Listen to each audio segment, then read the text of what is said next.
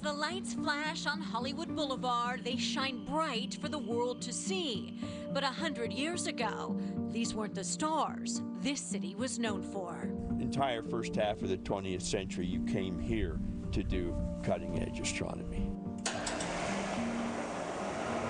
30 miles north of Hollywood, on the top of Mount Wilson in the Angeles National Forest, the stars have a different purpose. It's actually 101 inches, it's 9,000 pounds of glass, and it's 13 inches thick.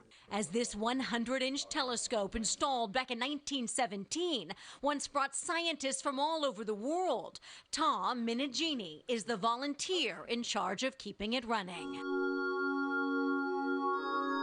That's one of our missions, is to get people up here, because a lot of people don't know this is here. The roof opens, the dome rotates, and the cosmos get just a little closer at the Mount Wilson Observatory. Ring nebulas and globular clusters 12 million years old move into view.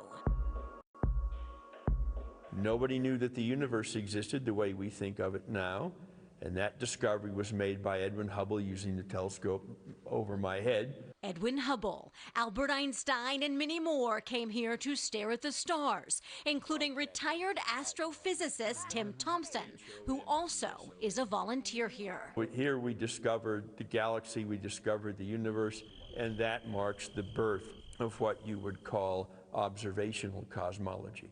All that was done here during the first 3 decades of the 20th century. But there is no research done here anymore. For as the city below expanded, the telescopes were built elsewhere. It's just solid lights in every direction south. And gone is the dark sky that once put this area on the map. People have lost touch with the sky as a natural resource. It's called light pollution, and in Los Angeles, it is blinding. There's a lot of light pollution down there. In the suburbs, in the city, downtown especially, you can't really see a lot. Maybe we see the moon and maybe we see a couple of stars, but that's about it.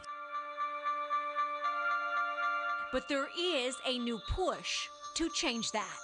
And I think this is the most concerted effort we've had.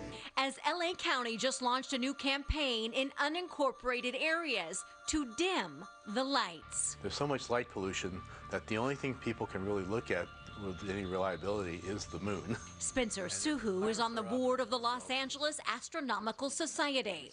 We've been working with them for the better part of a year now, and they've developed a brochure that they're doing a pilot in the northern Los Angeles County near Lake Estake. And they've already mailed out 10,500 brochures to residents in those areas. The county has had a dark skies ordinance on the books since 2012. But Suhu says without education or enforcement, it's not making a difference. And a difference is needed. Light pollution interferes with the wildlife. Birds get confused. Sea turtles get confused by the lights. And study shows too much light can affect humans too, not to mention our wallets. How much energy is wasted by just light going blasting out into space? There's no need for that.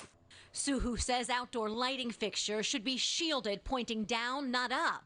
And if you use LED lights, pick a warmer color. Use motion sensors or timers to make sure you aren't over-illuminating. Trying to control light pollution in the city of LA is a pretty daunting task. But you have to start someplace, and so one place where you can start is with new building permits. He hopes to get more municipalities on board for night sky-friendly lighting. Something these stargazers would like as well. We gotta find a solution to make it better. You have to experience a natural resource like a dark sky, just to be able to walk up and look up and see the Milky Way. Because beyond the bright lights in big cities we all love, lies a view we should know, as it is truly out of this world. Joy Benedict, KCAL News.